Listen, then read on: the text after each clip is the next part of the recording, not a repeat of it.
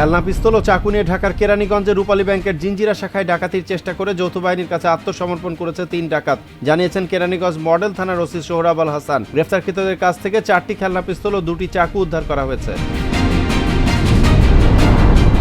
ঢাকার সঙ্গে ইসলামাবাদের সম্পর্ক এগিয়ে নিতে ৭১-এর অমীমাংসিত সমস্যা মীমাংসার আহ্বান ডক্টর ইউনূসের। বৃহস্পতিবার কায়রোতে D8 শীর্ষ সম্মেলনের ফাঁকে এক বৈঠকে শাহবাজ শরীফকে আহ্বান জানান তিনি। প্রধান উপদেষ্টার প্রেস উইং থেকে তথ্য নিশ্চিত করা হয়েছে।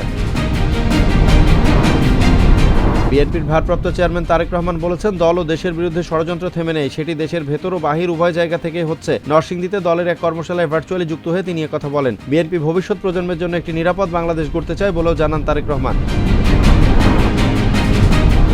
আগামী জাতীয় নির্বাচনে আওয়ামী লীগের অংশ নিতে কোনো বাধা নেই, ডক্টর বদিউল আলম মজুমদারের এমন বক্তব্য প্রত্যাখ্যান করেছে বৈষম্য বিরোধী ছাত্র আন্দোলন।